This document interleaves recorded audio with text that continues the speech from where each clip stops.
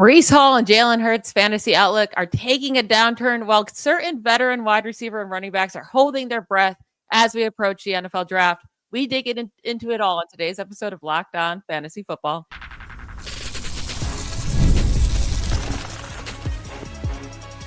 You are Locked On Fantasy, your daily NFL fantasy podcast. Part of the Locked On Podcast Network, your team every day. Welcome into the Locked On Fantasy Football Podcast. Thank you for making us your first listen every day. I'm one of your co-hosts, Michelle Magdziuk, and when I'm not doing this, I'm a researcher and fantasy analyst with NFL Network. And I'm your other co-host, Vinnie Iyer. When I'm not doing this, I'm writing about NFL fantasy and betting for sportingnews.com. Today's episode is brought to you by Monarch Money. Take control of your finances with Monarch Money. Use code LOCKEDONNFL at monarchmoney.com for 50% off your first year. All right, over the weekend, we kind of got some news, especially at the end of last week, too, as well with the owners meeting. We had the Tush Push being pushed back to see if it will be banned or not, which will make a big impact on Jalen Hurts' fantasy outlook.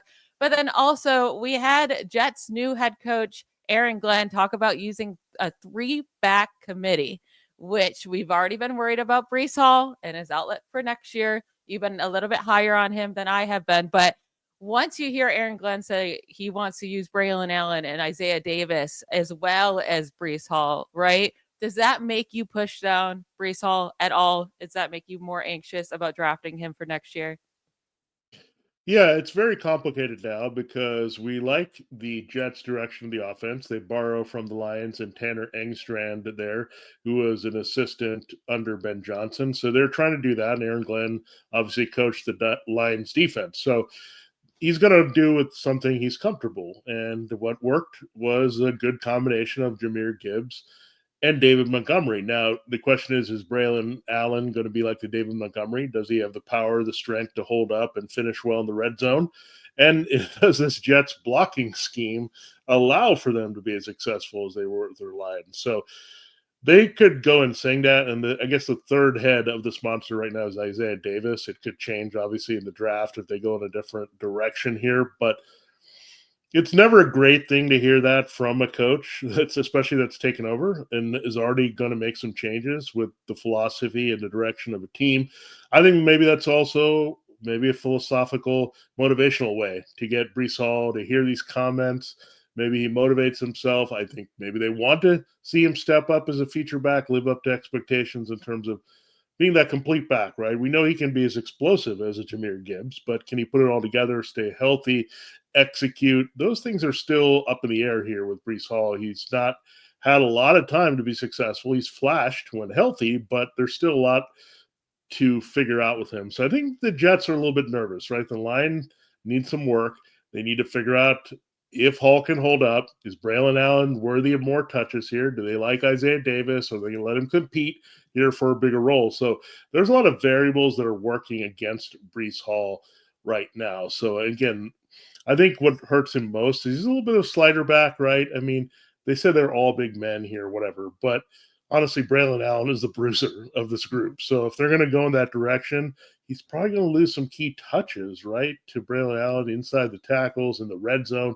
Maybe they go 2 series for Hall, 1 for Allen, something like that, get Davis in. So I'm not sure this is the best thing to hear.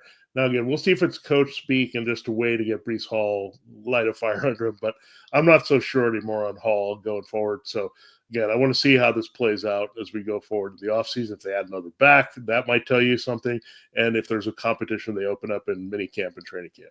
Yeah, and I still think it'll be Breece Hall out on the field to start games, but it is a worry that he was already disappointing last year and inconsistent with the clear most work in this backfield at 209 carries last year. Braelon Allen was second on the team with 92.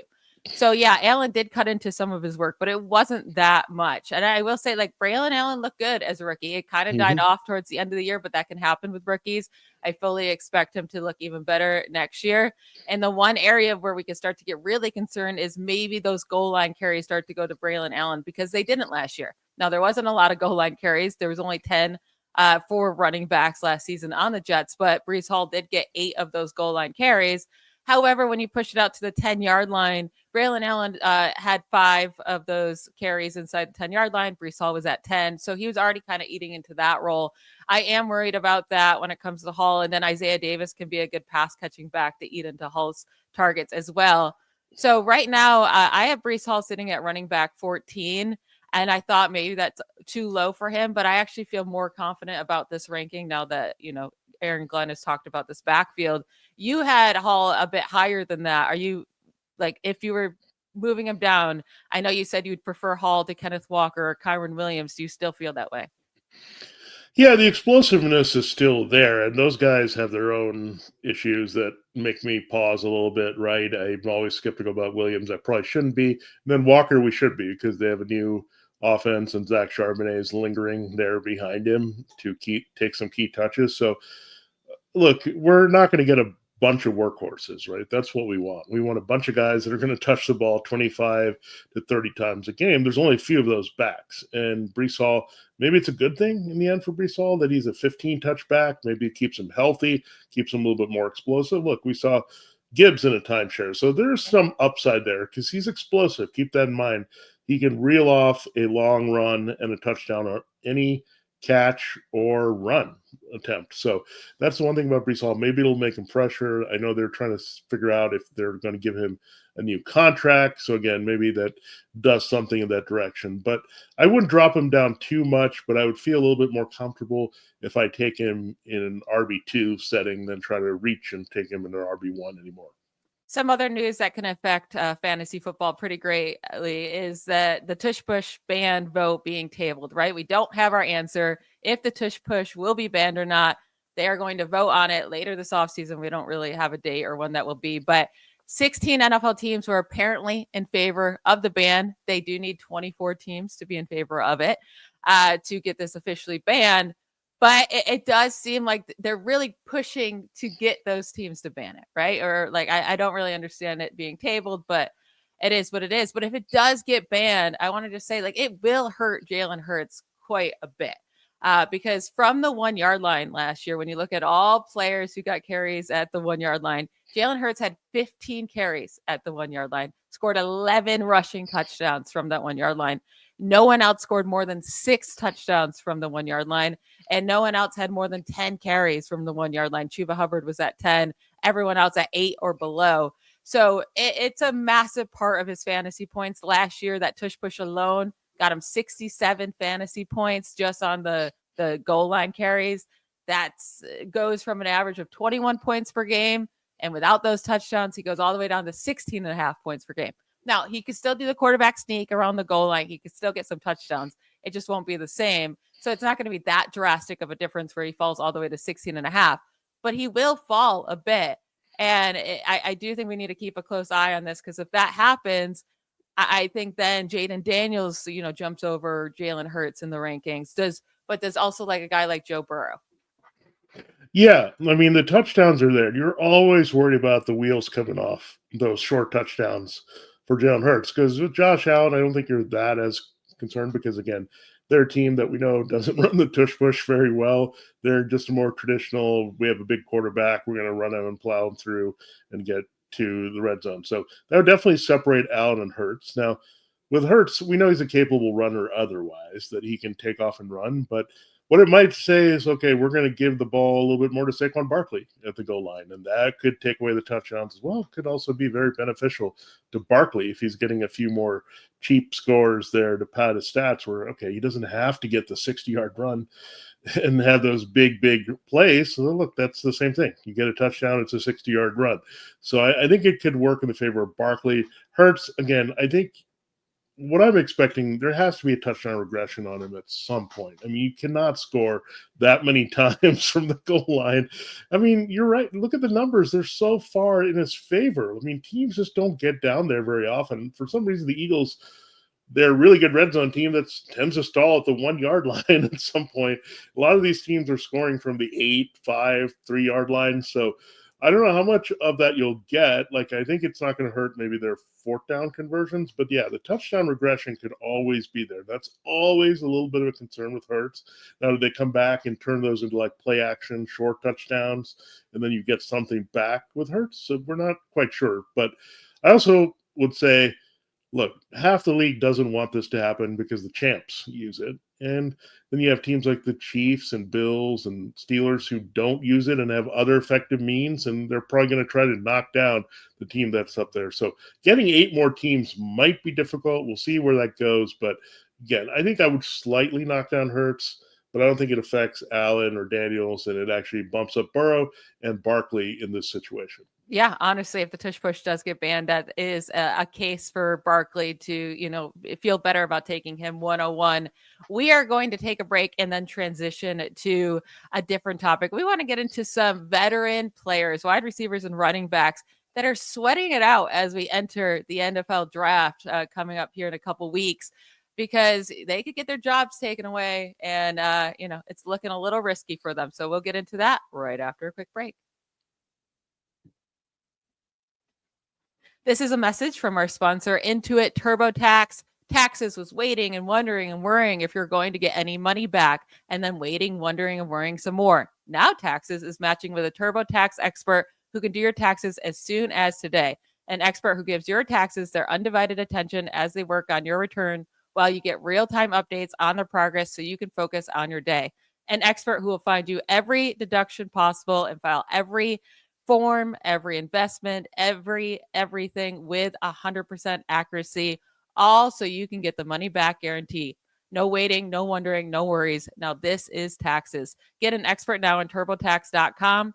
Only available with TurboTax Live full service. Real-time updates only in the iOS mobile app. See guaranteed details at TurboTax.com/guarantees. All right, I have 3 wide receivers that I think should be worried as we approach the NFL draft. And the first one being Jerry Jeudy, who got traded to the Browns last offseason. And right now he's sitting pretty because Elijah Moore no longer on the team. Amari Cooper got traded last year. And right now his main competition is really David Njoku for targets. And then we'll see what Cedric Tillman can do as he progresses throughout his NFL career. And hopefully he can stay healthy. But Jerry Jeudy, he showed up last year when needed. He got a lot of targets in certain games. And in those games where he got more than 10 targets, fantastic for fantasy. Averaged 18.5 fantasy points per game in the 6 games with more than 10 targets last season in half PPR. However, in the other 11 games when he had fewer than 10 targets, he was at 7.7 points per game. Now, I do think that maybe they go quarterback in the first round and then they come back in the second round and grab a wide receiver. And that would greatly impact Jerry Jeudy's, fantasy outlook for next year. Yeah, surprisingly, in average points per game, Jerry Jeudy was wide receiver 15 last year. That is pretty amazing. I mean, we wrote this guy off when he was traded, and we're like, okay, what are they going to do here? But then they changed the course of the Browns' offense. All of a sudden, he was the go-to guy. All of a sudden, we had the chucking come in of Jameis Winston that just made him go bonkers, much like Joe Flacco did for Amari Cooper the year previous. So a lot of things came about. Now, look, the industry is already pretty down on him. He's consensus wide receiver 3. So no one expects his duplicated situation. Part of it is also the quarterback situation. It looks like it's going to be worse here. I don't know how that's possible, but without Deshaun Watson being an actual real factor, and Winston gone and Flacco gone, you're going to have Kenny Pickett right now. Look, we expect the Browns to maybe look at Shedeur Sanders, and that would maybe push his value right back up to somewhere. But I still don't think you can say he's past a wide receiver 2. Like, I still think you're looking at a guy between 20 and 25 probably as a ceiling this year in fantasy. But you just mentioned who else was on the depth chart. I mean, they go to David Njoku and Cedric Tillman. They have nobody here. You would expect they would draft at least one wide receiver. Now, if they don't go Sanders, maybe they trade down and then they get a Ted McMillan, or they wait later and look for a receiver in round 2 or 3 to pair with Sanders. So however you look at it, I don't think they're going to go into the season with this situation. And you don't think the passing game is all that going to be exciting, even with Sanders. Like, I don't see Sanders taking over and being as effective as Cam Ward might be, or how Jane Daniels or even Caleb Williams was last year. I think he's going to take his lumps if he goes to Cleveland. So they might be a little bit run heavy, all that stuff. Sanders is not necessarily a running guy. So that also says, okay, we need to see what we're going to do here. But Judy is just so variable right now, right? We don't know what receiver they're going to add. We don't know who's going to be their starting quarterback. The offense has slightly been tweaked, right? We had the Ken Dorsey passing offense. Now you have Tommy Reese in there with Kevin Stefanski. So they might adjust that to be run heavier, throw different routes. Judy was valuable for this team. He came through. There's no doubt about it. He was a fantasy steal. I don't see that happening again, but maybe the answer lies in between somewhere. Wide receiver 16 from last year, wide receiver 33 now. Somewhere in the middle, I think that's where Judy looks like. Yeah, and I'll say, like, if the Browns don't add a wide receiver early in this draft, then Jerry Jeudy does become a guy you have to respect in fantasy and be like, well, he's going to get the targets. Now, a lot of the reasons you brought up, you could still be nervous a little bit. But if they do draft a wide receiver, then you can use all those worries that you brought up, plus the additional, wide receiver that added and really get off of Jerry Jeudy, which I would prefer just to have that clarification personally. Yeah. Another wide receiver that should be worried is Calvin Ridley. Last year, he had double the targets as any other wide receiver on the team. He had 120 targets. Next closest with Nick Westbrook-Ikine at 60 targets. And this team really does need more weapons. We're guessing Cam Ward, right? It sounds like they're going to take Cam Ward. So they're not going to get the top guy in the draft, obviously, because they won't have another pick into that second round, but they still will have an opportunity to add a really great weapon to build with Cam Ward. Calvin Ridley already last year, with the 120 targets was a pretty big disappointment in fantasy, and also with only 4 receiving touchdowns. So he is definitely a guy that right now is sitting pretty with only Treylon Burks and Van Jefferson to compete with targets. But I do think that will change after the draft. Yeah, this whole thing is going to look different. I mean, just the way the targets were between the quarterbacks they had last year, Will Levis and Mason Rudolph. Now you're going to have a different quarterback and different situation here. Nick Westbrook-Ikine would be a thorn in the side. He's not there anymore to add to this. So they really need some help. I mean, they also moved Hopkins in the middle of the year to Kansas City. So they just do not have a lot of receiving help, period. Like Chiga Conquo has only shown flashes at tight end. So you'd expect when the Titans get Cam Ward, they're also going to look at a receiver not too long after. Will it be a move tight end? Will it be a wide receiver that has some quickness that they can play off Ridley and his size? So we'll see. So again, I think they add weapons. The targets diversify. The key is we're going to watch to see if we're going to trust Ridley. Right now, he's a wide receiver 36, the last wide receiver 3 on the board. Last year, wide receiver 27 in half-point PPR, so pretty low down there as a wide receiver 3. To see if he's going to have some upside as a sleeper, we got to see Ward and Ridley work together, see if there's a connection. I'm not going to say it's going to be Jaden Daniels, Terry McLaurin part 2, but we got to see if that develops, right, between those two guys. And if he's the clear X receiver or Z receiver, or however they want to look at it on this team for Brian Callahan. So, yeah, we're going to watch this carefully. I don't have a lot of faith here in Ridley.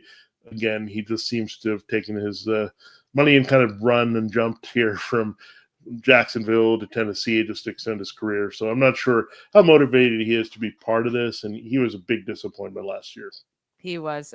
It'll be interesting to see what they do, but they definitely need to add weapons for their rookie quarterback in Cam Ward, we're guessing. Now, last wide receiver, certainly not last, but the last guy we want to bring up today that should be worried about losing their job is Jacoby Myers. Unless they add a ton of wide receivers, he's still going to be a starter on this team because right now he has no competition at wide receiver. Really, only the target competitions is the tight end Brock Bowers for him. But right now, it's looking great for him for fantasy next year because he got the upgrade of quarterback to Geno Smith. He gets Pete Carroll as a head coach. They should just be more stable, a better offense overall. And last year, he was a wide receiver 20 on average from weeks 3 through 18 after a rough start for the first 2 weeks. But again, a lot of that came down to he was a necessity and he got the targets in the 10 games with at least 9 targets. He averaged 13.6 points per game. in the 5 games with fewer than 9 targets, only 7.8 points per game. Does this team feel like they need to upgrade at their wide receiver 1? Probably, right? And they're going to have that opportunity even in the first round if they want to go that route with one of these top guys. Probably Ted McMillan might be their top option, or maybe Travis Hunter falls there. But definitely Jacoby Myers has the most to win or lose after the first 2 days of the draft. Absolutely. And we're going to see. I mean, I would think the Raiders are going to lean toward run first here and make Ashton Genty a priority if they had to pick somebody. And I think his value is better at number 6, much better than McMillan or any other receiver you could get. That doesn't stop them from getting another receiver. I would watch Micah Igbokwe if they can trade back into the first round. He worked with Chip Kelly, so he knows the offense pretty well.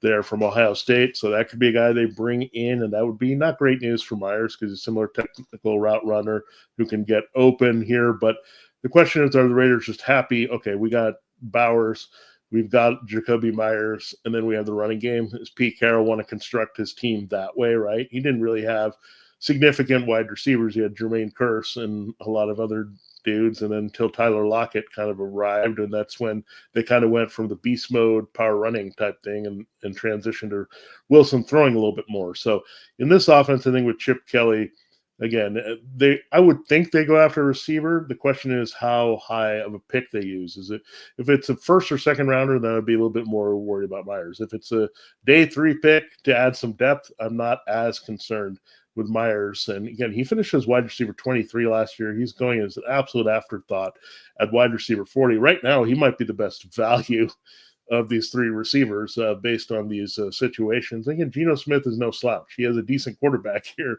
as well, where the other situations with Tennessee and Cleveland are really variable quarterback situations in relation to Geno. Yeah, everything you just said is spot on. And yeah, if he can make it through these first 2 rounds without the Raiders adding a wide receiver, he's going to be an amazing value in the draft. But if they do, then it gets a lot trickier.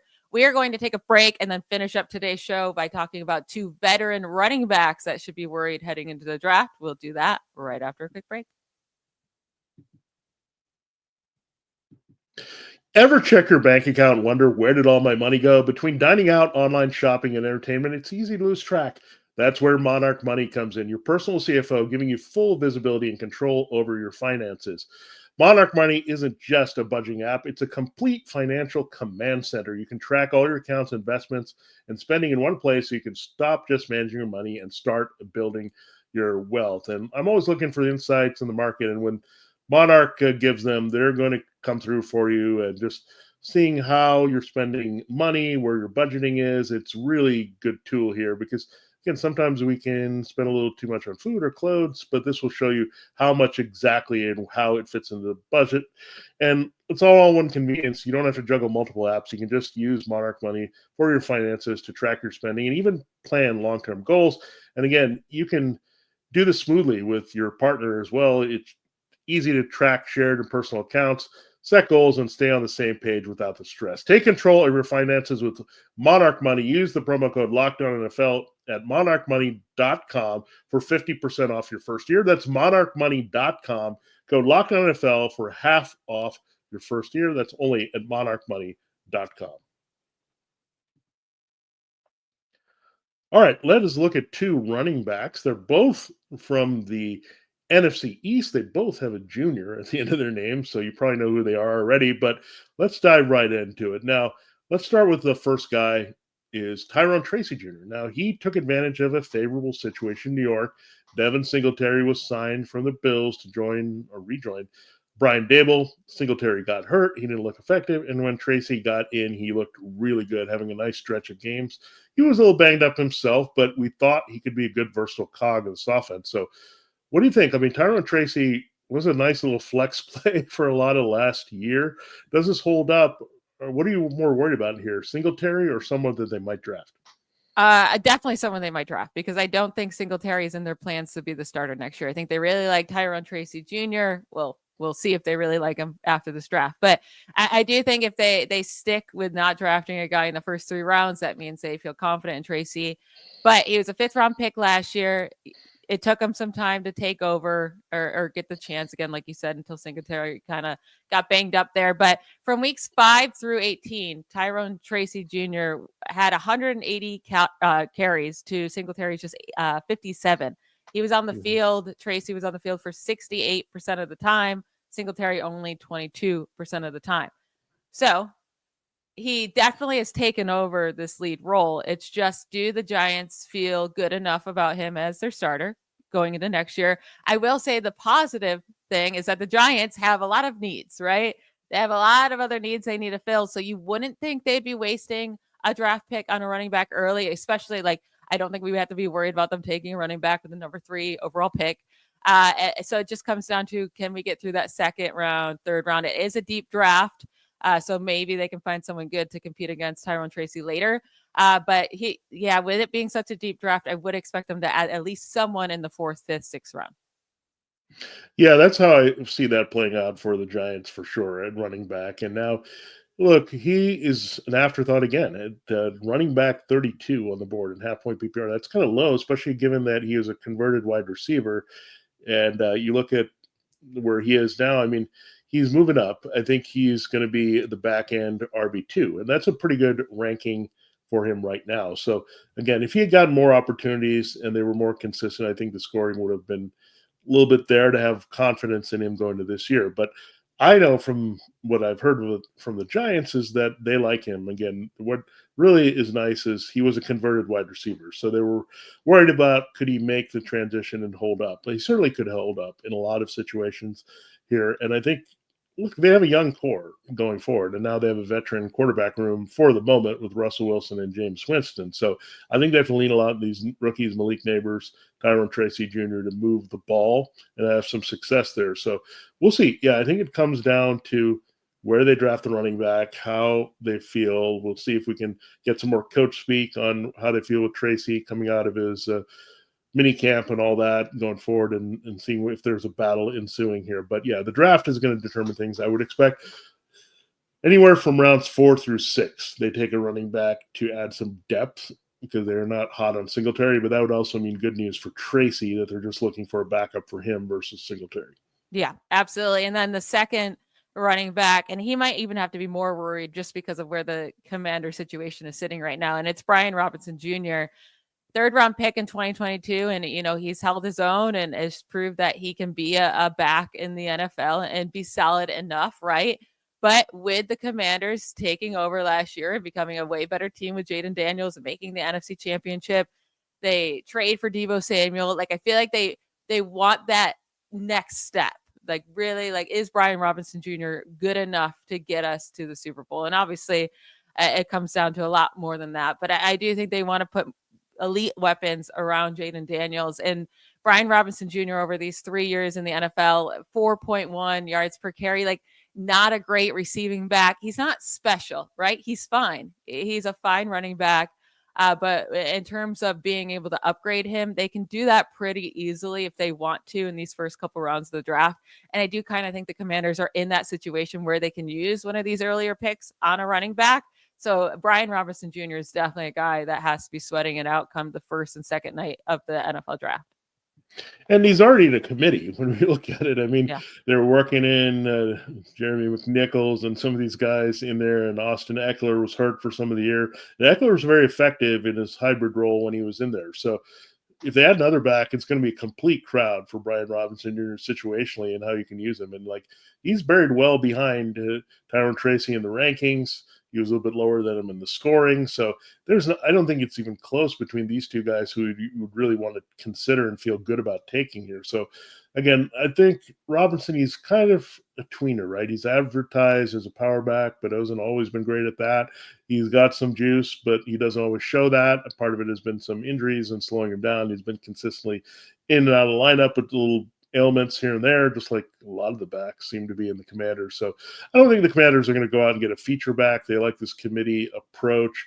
It's working. You don't need to go nuts here when you have a running quarterback, and your offense has got now your hybrid guy in Deebo Samuel. So I just don't think the arrow points up for any of these guys. So this is going to be a battle or whatever situation we want to see in training camp develop. But yeah, I'm not banging a for Brian Robinson Jr. And I might stay away. Where I think, want more pieces of Tracy because he was very effective last year in moments as an RB2, and I think he has that upside again. Where I see only downside for Brian Robinson Jr. Yeah, I agree with you with those takes there. That is it for today's episode. I want to thank you all for making Locked On Fantasy Football your first listen today. For your second listen, check out the Locked On NFL Draft with Damian Parson and Keith Sanchez. Now that the season is over, get the latest draft rankings, rumors, and news every day. Find Locked On NFL Draft on YouTube or wherever you listen to podcasts. We will be back talking with you tomorrow. Have a great night. Bye, y'all.